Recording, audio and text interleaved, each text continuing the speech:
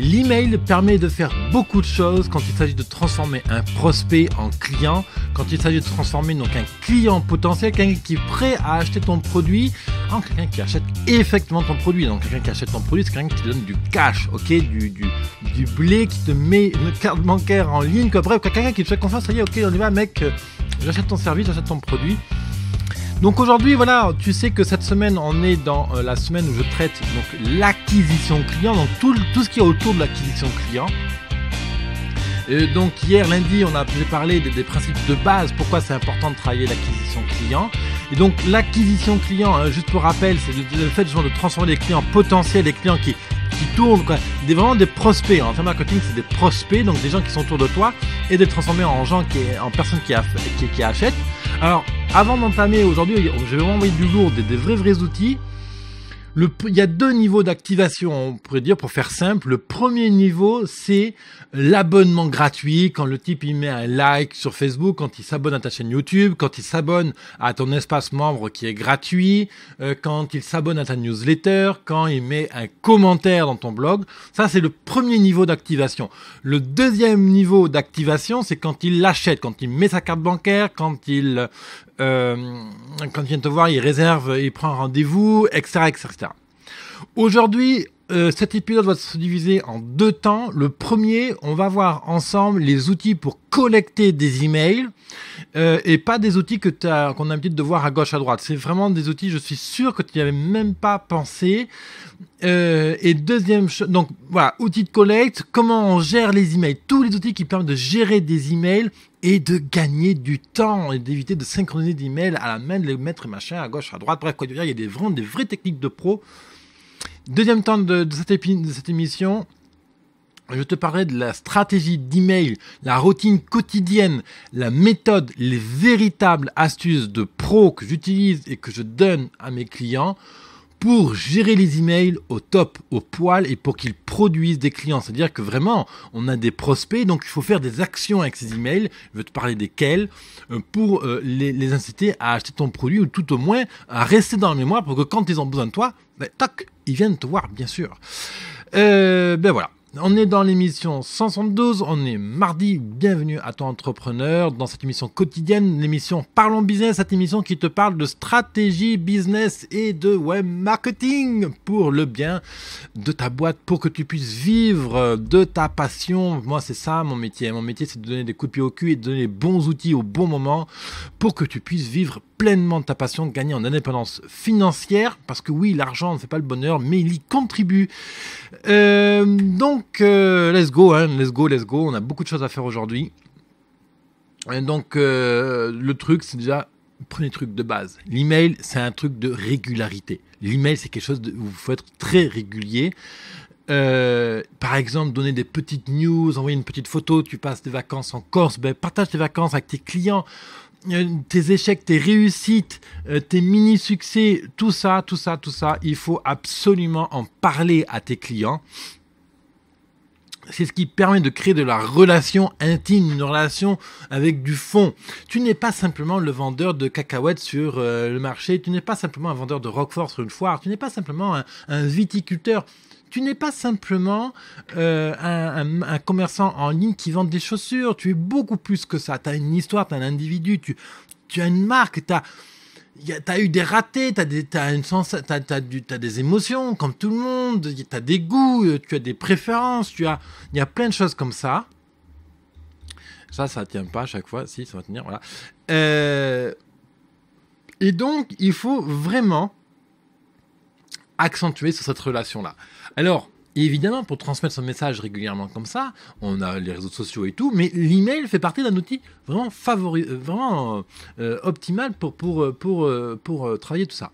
Donc, régularité et ne pas hésiter à communiquer sur sa vie, etc. Alors, je ne dis pas qu'il faut étaler ta vie personnelle auprès de tes clients, mais typiquement, tu vois, tu vends typiquement, tu as une bonne épicerie, tu vends des produits fins, tu es en Corse, et là, tu as un resto, et il te fait goûter un produit absolument génial que tu adores. Et ben, tu en parles, une petite photo, voilà, est-ce que vous connaissez le pâté de sanglier de Corse? J'ai une connerie, hein, j'en sais rien, ou les haricots façon Corse, j'en sais rien, quoi. Hein. Bon, bref, quand tu m'as compris. Donc, partage ces émotions, ce feeling avec tes clients, ils vont adorer ça. Tu as le droit d'être sceptique sur cette méthode, mais je te promets que si tu le fais régulièrement, et disons une fois par semaine, tu auras vraiment des résultats à la fin. Alors, allons voir les outils. Déjà, le premier point de base, il te faut collecter donc les emails, ça tu le sais, on verra les outils qui servent à ça, donc newsletter, abonnement sur Twitter, etc. Donc à amener ton trafic sur une page dans laquelle il y a un formulaire, prénom, email, où les gens peuvent s'abonner. Ça, c'est vraiment le premier point. Derrière ça, il faut savoir centraliser les emails, c'est-à-dire que tous les emails doivent arriver au même endroit, dans le même panier, hein, parce que si tes emails sont éclatés à gauche, à droite, c'est le bazar. Et oui, parce que s'il y a des emails chez Outlook, chez Gmail, chez truc, chez machin, eh ben, quand tu dois envoyer une newsletter, tu y passes un temps monstre. Moi, je le vois, hein, je loue un bureau dans un espace donc de coworking et je vois bien le temps que passent les entrepreneurs à écrire leurs emails, etc., à créer leur newsletter, quoi. C'est absolument énorme comme truc. Donc, premier point, centralise tous ces emails. Je vais te donner 3 outils de base, Mailchimp, Aweber et GetResponse. C'est 3 outils de base qui font tout le boulot. Pour commencer, je peux te recommander Mailchimp parce qu'il est gratuit au début, si tu ne veux pas engager d'argent sur une mailing list. Donc, Mailchimp permet de faire ça. Oui, alors, ensuite, on va parler d'outils de synchronisation. Comment synchroniser les contacts que tu as sur Outlook vers Mailchimp. On va voir comment synchroniser les contacts de Gmail vers Mailchimp. Bref, quoi, il y a plein d'outils comme ça que je vais te donner. Juste avant d'aller plus loin, on est sur l'épisode 172. Donc tu vas sur business100.fr/go 172, business100.fr/go /172, je vais y arriver, 172 quoi. Hein. Donc dans la description tu as le lien, ça doit s'afficher ici, certainement sur le i comme info ici. Bref, pourquoi je te dis ça? Parce que tu vas voir les liens de tout ce que je cite, je vais te donner des adresses internet, Mailchimp, Aweber, GetResponse, si tu ne connais pas, il y aura les liens dans l'article correspondant à cette émission. Donc, centralise tout le monde, tous tes petits emails là pour qu'ils fassent des bébés ensemble dans Mailchimp, Aweber, GetResponse. Deuxième truc, tu utilises Outlook par exemple, il te faut synchroniser tes contacts de Outlook vers ta mailing list. Tous les jours, tu rentres des contacts, donc des fournisseurs, des partenaires, des clients dans Outlook. Et il faut que ça aille directement sur Mailchimp. Mailchimp, c'est quand même crétin. Tu as chez ton client, tu crées une fiche client, nom, prénom, téléphone, tu prends son email et compagnie. Et si tu n'as pas le réflexe d'aller ajouter manuellement dans Mailchimp l'email, ce qui est logique, ça prend tellement de temps, c'est normal, tu n'as pas le temps, tu as autre chose à foutre, quoi. Tu dois lire le client, tu dois répondre au téléphone, tu dois balayer le sol, bref, quoi, plein de choses, la vie normale d'un entrepreneur. Donc, tout ce qui est autour des emails, tu dois l'automatiser. C'est le premier réflexe que tu dois installer dans ton business. Comment on peut automatiser toutes ces tâches qui sont chronophages. Donc, comment synchroniser Outlook à Mailchimp? Alors, c'est très simple.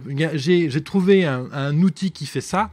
Alors, il n'a pas de nom, l'outil. C'est un truc que propose Mailchimp. En revanche, tu vas sur business100.fr/go /172, donc 172. Je t'ai mis le lien pour synchroniser ça.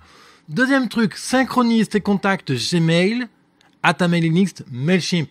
Alors là, pareil, c'est un lien à rallonge que j'ai pêché chez Mailchimp. Donc pareil, tu vas trouver le lien sur le résumé de l'article.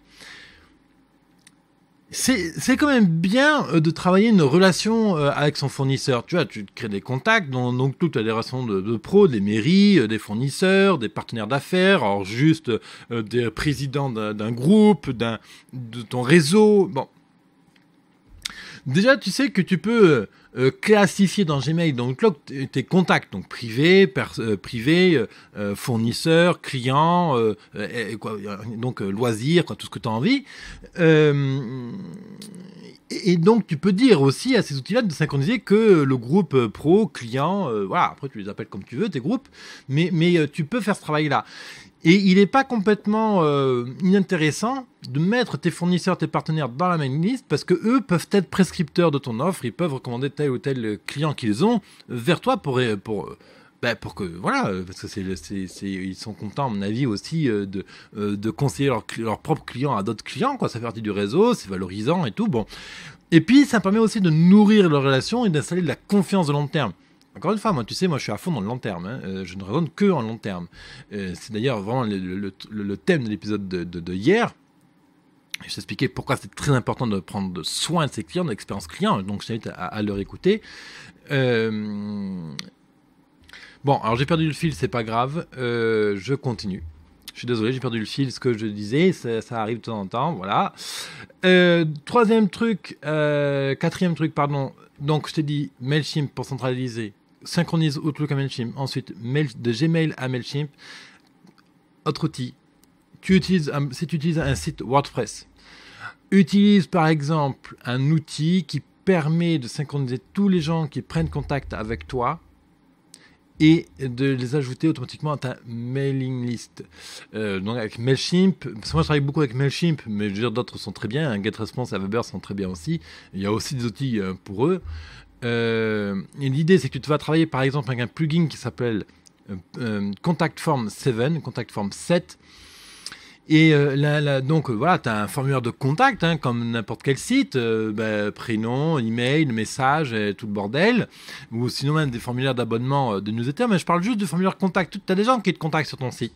Donc il y a un moyen aussi pour que ces gens-là soient automatiquement ajoutés dans ta mailing list. Pareil, là il s'agit d'un plugin que tu peux installer qui s'appelle Contact Form 7 pour MailChimp. Contact Form 7 to MailChimp, exactement. Pareil, encore une fois, tu retrouveras tous les éléments que je cite dans cette émission sur business.fr/go/172. Ensuite, je continue. Si tu as une boutique en ligne WooCommerce, tu as des gens qui font des achats sur cette boutique, du moins je te le souhaite. Si ce n'est pas encore le cas, ça ne serait tardé.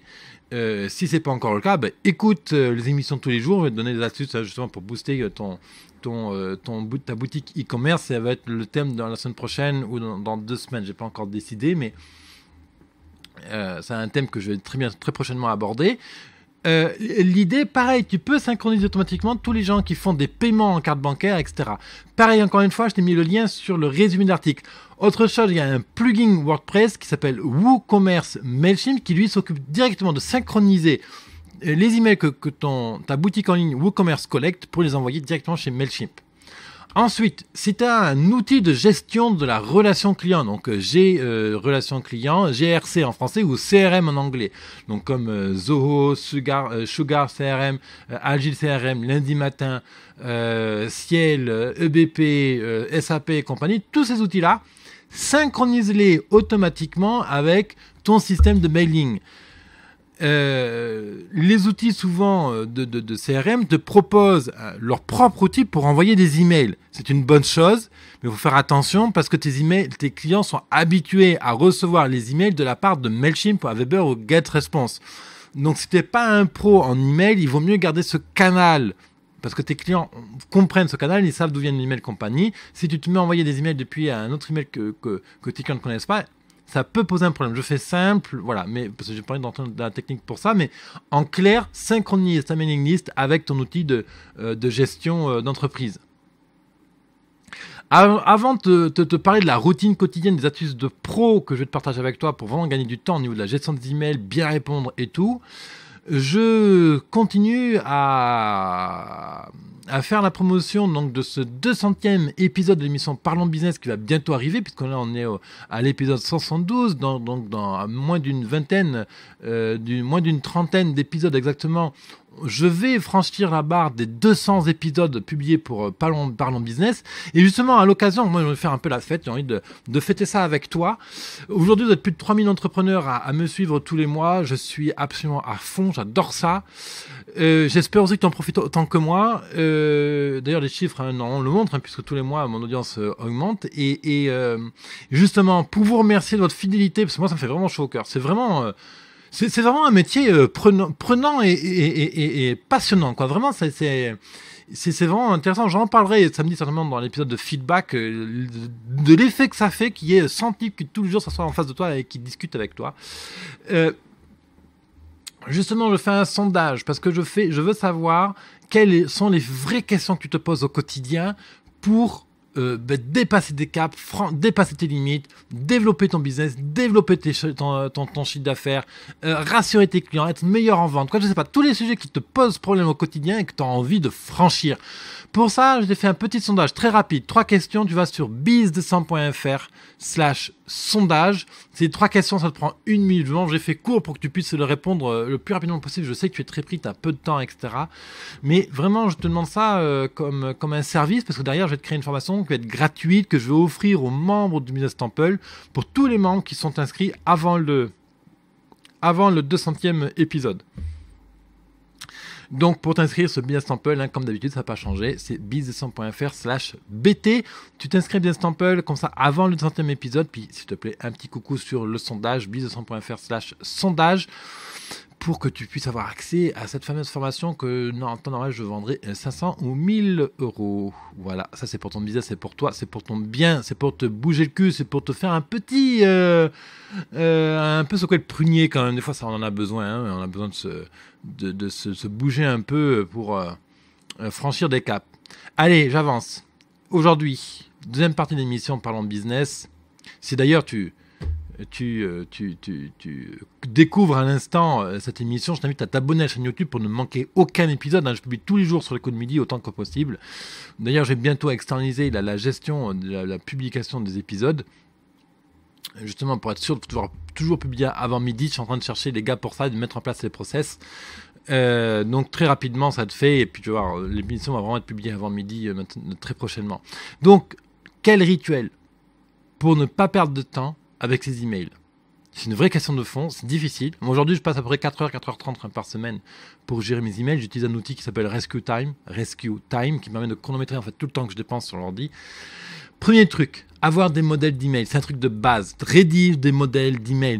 Un modèle d'email quand tu accueilles un nouveau client, quand un client vient chez toi qui te pose une nouvelle question, quand tu as un type qui a un problème pour télécharger un document, quand tu as ceci, etc. Il y a des situations comme ça, 5, 10, 15 situations types auxquelles tu peux préparer des emails types que tu personnalises bien sûr. Tu personnalises tout. Le but c'est vraiment d'écrire l'email toi-même. Et donc tu personnalises comme ça des emails. Et l'idée, c'est que tu perds moins de temps au niveau de la rédaction des emails. Deuxième point très important, avoir un rituel quand tu as un nouveau contact qui se présente à toi, un nouveau client potentiel, un nouveau client, etc. Le premier rituel que tu dois avoir, c'est tu prends son email. Il n'y a même pas à discuter aujourd'hui, c'est une banalité de demander l'email. C'est normal de demander l'email. Si le type, il aime ce que tu fais, qu'il apprécie la conversation, la valeur que tu as donnée, il n'aura aucun problème à te donner son email.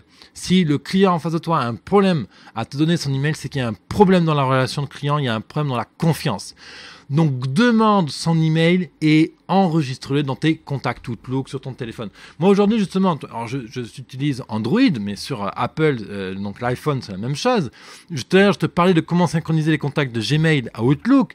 Pourquoi je te dis ça? Parce que tous les contacts que tu ajoutes sur ton téléphone, que ce soit Gmail, Microsoft Action, etc., peu importe la techno que tu utilises pour gérer tes emails, mais derrière, c'est automatiquement synchronisé sur ton mailing list. Donc demain, tu as une newsletter qui part, un email de promo, truc machin qui part, tout le monde le reçoit. Et ça, sans même y réfléchir, tu n'as même pas à gérer. Ah oui, putain, il y a Martin qui est déjà ajouté, il faut l'ajouter manuellement à la mailing list. Mais ça, c'est du travail du 15e siècle, ça. D'accord? Aujourd'hui, on est 21e, tu dois être performant, mec. Aujourd'hui, tu n'as plus d'excuses pour ne pas être performant en termes de communication. Je suis désolé, c'est vrai que c'est dur à entendre. C'est vrai que fais chier, ça a encore du boulot, ça t'en a marre, tu as envie de souffler, tu as envie de faire un pouf dans la piscine hein, pour profiter encore des quelques jours de soleil qu'on va avoir. Mais tu dois être bon sur la gestion des emails. Donc, premier rituel, premier acte, quand tu croises quelqu'un, tu lui demandes son email. Premier point. C'est le premier point pour pouvoir activer quelqu'un qui est un prospect en client.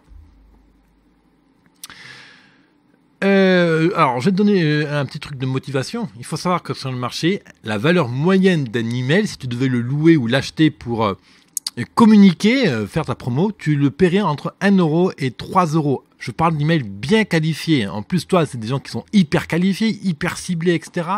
Donc, ce sont des bons emails. Je te parle pas envoyer les pubs que tu vois, des fois, envoyer 10 000 emails pour 10 euros, pour 20 euros. Ça, tu fais ça. Tu ne fais surtout pas ça. Hein. Ça, là, tu es sûr de te flinguer ta réputation au niveau de Google et compagnie. Hein. Ne touche pas à ça. Bon. Y a des partenaires sérieux pour faire ça. Passe par des partenaires sérieux, quoi. Troisième truc, au niveau de la gestion des emails, assis-toi correctement, mets les 2 pieds au sol et tout. Tu réponds manuellement à tous les emails. Pas d'automatisme dans les emails. Tu réponds manuellement à tous les emails. C'est capital de faire cet exercice-là parce que quand tu réponds manuellement à tous tes emails, tu déclenches dans ta psychologie des automatismes et tu améliores ton efficacité au niveau du pitch commercial, sur la manière d'amener un truc, d'argumenter, de répondre, etc. Et à force de répondre à 10, 15, 50, 100, 200, 300, 800, 1000 emails, il y a des automatismes en termes de communication que tu vas adopter et tu vas te rendre compte que quand tu auras écrit ton 50e email, ton 100e email à ton client qui râle ou au client qui te demande un avis, etc., tu vas développer des compétences en vente que tu n'aurais jamais développées autrement. Et après seulement, comme ça, quand tu as déjà travaillé 50, 100, 200, 800 emails, et tu sais exactement le langage qu'il faut employer, et tes newsletters, toute ta communication sur Internet, etc., va être d'autant plus puissante. Ça n'empêche pas de mettre une réponse automatique. Typiquement, tu as quelqu'un qui t'envoie un message, là tu envoies un autorépondeur. Ok, très bien, merci monsieur Dupont, on a pris en compte votre email. David va vous répondre dans les meilleurs délais, par exemple. Voilà. Et après, là, tu réponds manuellement. Voilà, juste un accusé de réception, ça tu as le droit. Mais sinon, la réponse du client même, pas de langage type, s'il te plaît.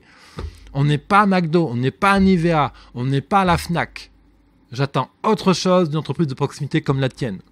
Même si c'est une PME qui fait 3 millions d'euros de chiffre d'affaires, tu réponds manuellement aux emails avec le meilleur soin possible que tu puisses y donner. Ensuite, la vraie astuce de pro que je vais te partager aujourd'hui, c'est de séparer les flux d'emails. Alors c'est un peu technique, les flux d'emails, donc tu as différents emails qui arrivent de différents services, c'est ce qu'on appelle les flux, hein. Donc tu as des emails qui viennent de tes partenaires qui t'envoient de la pub, des fournisseurs, tu as des emails qui viennent de tes clients, il y a des emails qui viennent de la part de ton site internet pour l'administration, la gestion des plugins, c'est sur WordPress t'envoie des emails de temps en temps pour tout ce qui est sauvegarde par exemple, et puis tu as tout ce qui est réseaux sociaux typiquement qui t'envoie des emails. Il y a un tel qui a aimé ça, il y a un tel qui a publié ton truc, il y a un tel qui t'a noté dans Twitter, voilà. Donc ça fait beaucoup de flux. Et si tout arrive dans ton adresse de base contact@monsite.com, ben là tu te retrouves tout le temps avec plein d'emails dans ta boîte de réception et c'est ingérable. Première technique à faire, c'est que tu as ton email contact@monsite.com qui est ton email cœur, ton email cible, et derrière ça, tu vas créer ce qu'on appelle des redirections, des alias. OVH justement permet de faire ça. En général, tous les hébergeurs permettent de le faire. Moi, je travaille essentiellement avec OVH, qui est un hébergeur français que je te recommande. On appelle ça des alias, donc des redirections d'emails. Et l'idée, c'est que moi, j'ai typiquement toujours des emails qui s'appellent donc contact. J'ai un email qui s'appelle hellotoyou@business100.fr. J'ai un email qui s'appelle admin@business100.fr. Admin ext pour externe. Et comme ça me fait par exemple 4 flux. J'en ai d'autres encore, mais ça me fait 4 flux. Et typiquement, les emails de contact arrivent sur la boîte d'accueil, boîte de réception de mes emails. Tous les emails qui viennent de Hello, par exemple, je sais que c'est des gens qui posent des questions, qui posent des demandes d'intervention sur mon site. Et ça va dans un dossier typique, ça va dans un dossier qui s'appelle demande client internet. Ensuite, tous les emails que WordPress et les plugins WordPress m'envoient, donc ça va sur admin. Ça, c'est un dossier qui s'appelle admin dans mon écran Outlook. Et tous les emails qui sont envoyés à adminx, dans les réseaux sociaux, puis toutes les choses extérieures qui n'ont aucun rapport avec les trois d'avant, vont dans un dossier qui s'appelle adminx. Et comme ça, déjà mes emails sont triés par importance. Je sais que je me concentre d'abord sur les demandes de contact que je reçois directement sur contact@business100.fr, qui sont mes clients de tous les jours. Et ensuite, je me concentre sur les demandes, les questions qu'on me pose sur mon blog. Et ensuite, je vais aller voir, par exemple, admin ou adminx, qui sont juste des emails de monitoring, quoi, de suivi de la santé de mes réseaux sociaux, de mon blog, de mon hébergeur, etc. Ça, c'est l'idée que je voulais te dire. Donc voilà, maîtrise les différents flux et les différentes sources d'emails et pour les canaliser dans les bons dossiers pour le faire déjà un pré-tri. Déjà, tu vas gagner beaucoup de temps avec ça. Le deuxième truc, c'est de centraliser l'ensemble des emails sur le même dossier, sur la même boîte email. C'est pas bon d'avoir typiquement mon email @gmail.com, puis un autre email chez Yahoo, puis un autre email chez ton site, etc. Fais en sorte d'avoir une boîte de réception, une boîte unique et que tout le monde envoie les emails au même endroit. Pourquoi ? Parce que ça te fait un seul point à consulter au niveau d'email. C'est évident d'avoir te connecter, de naviguer sur Internet et ça évite les distractions, etc.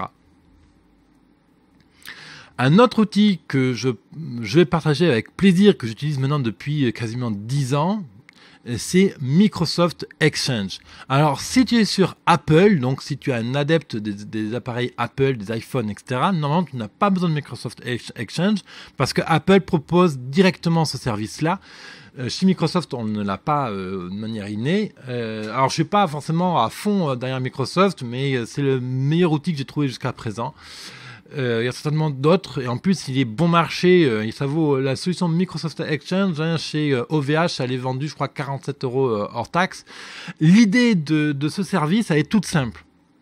C'est que, ça permet de synchroniser de manière automatique tous les contacts. Donc, email, contacts, agenda et notes sur différents matériels. Ça synchronise donc tous tes emails, contacts, etc. entre tous tes PC, tous tes téléphones, toutes tes tablettes, etc., etc. L'idée, c'est que si tu ajoutes, là maintenant dans mon Outlook, ici, dans mon compte Microsoft Exchange, donc qui est sur Outlook, un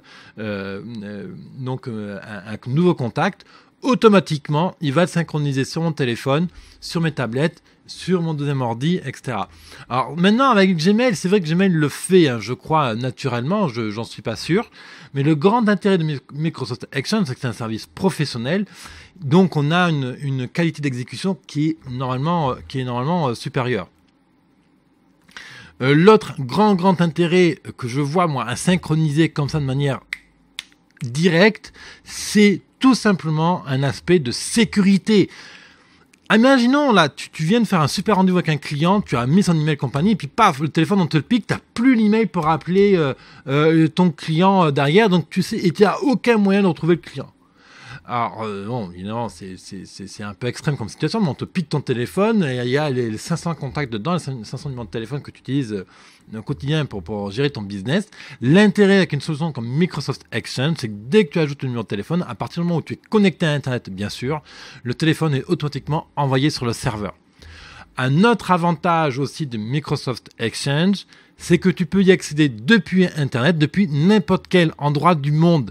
Même si on t'a piqué ton PC, ton téléphone de compagnie, qu'on t'a tout piqué, que tu es en voyage ou en déplacement, sans même parler de voyage, en France, tu vas voir un client, t'as piqué ton PC, tu n'as aucun moyen d'accéder à tes emails parce que tu n'as plus de matos pour le faire. Tu prends un ordi, tu te connectes à ton compte Exchange et tu as tout, email, calendrier, donc l'agenda, les notes et les contacts. Voilà. Donc c'est vraiment un aspect sécurisant qui est intéressant. Et après, je te parle même pas des autres fonctionnalités encore plus professionnelles avancées de Microsoft Exchange qui permettent donc de partager des agendas avec des équipes, etc. Donc ça, c'est encore un autre niveau. Mais je vais m'arrêter là pour aujourd'hui. Dernier point que je voulais aborder avec toi au niveau de la routine des emails, au niveau de ce qu'il faut faire pour bien gérer les emails et surtout ne pas avoir et aborder l'email avec de bienveillance et plaisir. Il ne faut pas avoir peur d'être inondé d'emails. Tu vois, aujourd'hui, moi, je pousse un maximum les gens à m'envoyer des emails et des contacts, à me poser des questions sur business100.fr/questions. C'est une question au niveau du sujet aujourd'hui. Je t'invite justement à aller poser une question Parce que c'est capital. Les emails, ça vaut de l'or, comme je t'ai dit. C'est une source d'information. On appelle ça du data mining. Avec les emails, on peut faire beaucoup de choses. Mais aujourd'hui, je ne sais pas combien de questions je dois avoir. Peut-être, je sais pas. Je n'ai pas compté. En tout cas, plusieurs centaines de questions que j'ai accumulées depuis donc 2014 que je fais du blog, que je publie mon émission Parlons Business. Mais justement, parce que, et ça, avec ça, c'est une vraie arme de guerre que j'ai là derrière. J'ai du langage du client, je sais quelles sont les questions qu'ils me posent, leurs problématiques, etc. Et si demain, tu es vraiment inondé de mails, que tu as trop de mails, je vais te dire une chose, mon gars. Le jour où tu as trop d'emails, tu es riche. Parce que quand on a beaucoup d'emails, ça veut dire que les gens sont intéressés par ce que tu fais. Ça veut dire que les gens te considèrent. Ça veut dire que les gens pensent que tu es quand même assez professionnel pour te poser une question et d'être en droit d'attendre une réponse de ta part. Ça sous-entend que tu peux vendre ton expertise, tes produits, etc. beaucoup plus facilement, puisque tu as des gens qui approuvent ton expertise, puisqu'ils te demandent de répondre à leurs problématiques. Donc quand on a trop d'emails, quand on est inondé d'emails, c'est un problème de riche. D'accord ? Un problème de riche, ça n'a rien de péjoratif, c'est-à-dire que quand tu auras beaucoup d'emails, c'est-à-dire que tu as de l'argent. Tu n'auras plus de problème de cash. Donc tu auras la possibilité de payer des employés pour traiter les emails. Voilà, c'est ça que je voulais dire. Donc, n'aie pas peur d'être inondé des emails. Au contraire, demande de l'email. C'est quelque chose, un vecteur d'information qui est très très intéressant. Voilà, pour cet épisode de jour, il est un peu long, hein, je suis désolé, mais c'est tellement important tout ça. Moi, je sais pas faire des épisodes de 15 minutes. Vraiment, j'essaye, hein, je t'assure que. Mais je sais pas faire des épisodes de 15 minutes. Je sais pas. Voilà, je te le dis honnêtement, des astuces à me donner là-dessus, ben, je les prends. Oui, alors autre chose aussi, parce que. Je vais publier une nouvelle formation, un nouvel atelier, la vente facile pour non-experts en vente, comment transformer mes prospects en clients, comment transformer mes clients potentiels en clients. Ça va être une formation vraiment de fond dans laquelle je vais t'aider à argumenter, à amener ton client, le visiteur de ton site web, quelqu'un que tu croises dans la rue, à devenir ton client. Depuis 10 ans que je suis commerçant, etc., j'ai développé une véritable expertise là-dedans. Je la transmets à mes clients et j'ai envie aussi de t'aider toi. Donc tu peux pré-réserver la place dans cet atelier. Il y a un tarif préférentiel, donc avant jeudi, avant que je publie la formation. Donc clique sur le i comme info, sur le lien là en bas ou dans la description même pour voir quelles sont les conditions actuelles pour accéder à l'atelier et te préinscrire. Si tu écoutes cet épisode donc après la parution, il y aura peut-être encore des conditions. Dans tous les cas, clique sur le i comme info pour savoir quelles sont les conditions clients actuelles. Moi je te retrouve demain. Demain on continue notre semaine sur l'acquisition client, donc il a transformation de prospects en clients. Demain, on parlera de tout ce qui est chat en ligne, tous les outils qui permettent de dialoguer avec ton client. J'ai trouvé pas mal de choses super intéressantes qui permettent vraiment d'amener beaucoup d'humains de long terme dans les outils de communication sur Internet. Très bonne journée entrepreneur, à demain.